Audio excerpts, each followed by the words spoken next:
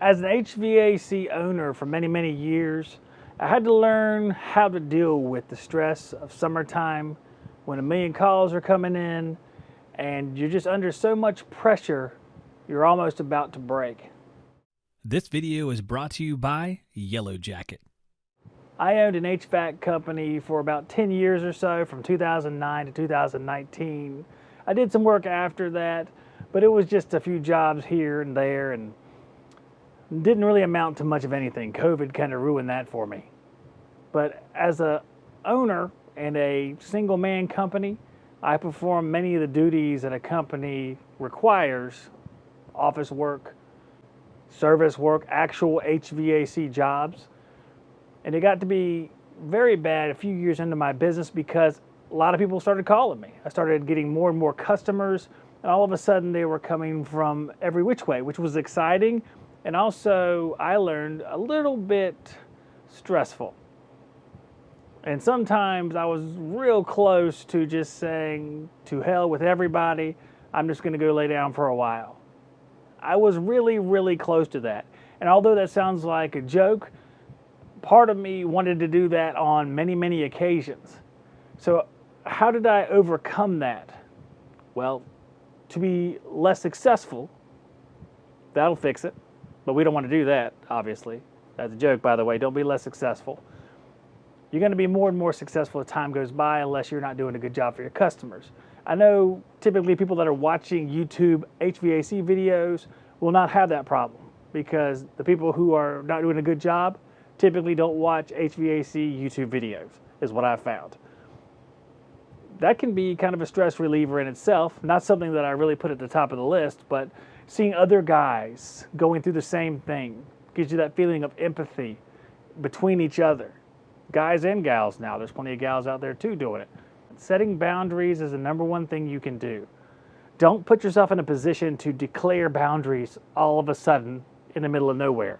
And what I mean by that is, when you reach a point where you just can't take it anymore, you say, I'm not doing this. That's a boundary that you set. But you don't want to do it in the heat of the moment when you're emotional and you're drained, you haven't slept in God knows how long, and when you did sleep, it wasn't for very long before the phone started ringing again. Once you got home, there's nothing worse than getting home late at night and knowing you have to have a job done first thing in the morning. It gets a little bit stressful. Setting boundaries in advance protects you from having to make that decision at the worst possible time. Saying, maybe, and these are my examples here, they may vary from place to place. I'm not taking any calls.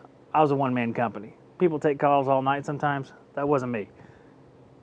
I'm not taking any calls after 8, after 6, after 10, whatever the number is. You're not going to pick up HVAC calls after that. Don't intermingle your HVAC contact information with your personal cell phone. Because if you only have one phone or one number, it gets kind of murky and it's hard to separate. Some companies, even one-man companies, will have an answering service that'll answer after hours to take the pressure off of them. That way you have that buffer.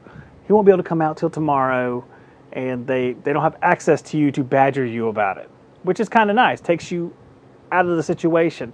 And you need that certain times of the year. A buffer is a wonderful thing. That's a nice thing that a larger company has typically. You have layers in the office. You don't just call the boss, you call the front office and then it goes on from there.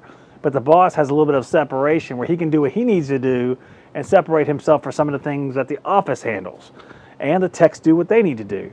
The separation is very nice and a very useful thing because you can get your specialized skill set honed in and you become very good at what you're doing, whether you work in the office, whether you're the boss, or whether you're out there in the field. Having that separation is great. One-man businesses don't have that benefit. That's just the way it is. So a lot of times you get a compromise between all the different aspects you have to be able to do. That's unfortunate. That's part of life. And as you grow, you can solve that problem by hiring people if you so choose to. If you don't choose to hire people, you have to set limits on how many customers you're going to take. And the thing about that is, if you limit yourself to a certain amount of customers, you're still going to have slack periods. And in those slack periods, you're all of a sudden going to go, maybe I should have gotten more customers.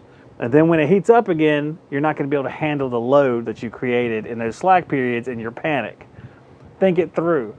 Talk to other business owners. Talk to people that deal with this stress and have dealt with it for a long time. If you have a guy, a mentor, that's been in the business, let's say he's owned a company for 20 years, ask that guy some questions. He's got some valuable information. You might be a better tech than him, you might be better looking than him, but he's got something you don't have, perhaps, and that's experience. And experience is something that you can't just get in a book, but it's just as valuable as that knowledge, because the real world teaches you things about what you've learned in your book. It tells you, like, hey, that doesn't work like that here. You got to change it a little bit. Things aren't always just how they were in the book. They're not always black or white. And you got to learn how far you go before you say, you're not my customer, I'm not taking you on. You got to know how far you go before you say, I'm not answering phones at this time period. Have structure and stick with it. It's much better than flying by the seat of your pants. Let me tell you, I had some pretty tense moments in my career, but I did learn how to be more assertive about my boundaries, because it was either that or you go nuts. I chose to set some boundaries. I hope you guys do too. I think that's the biggest deal here. If you have any comments, put them down there below here. That's where they go. That's what YouTube has. They have a little section below where you can write things.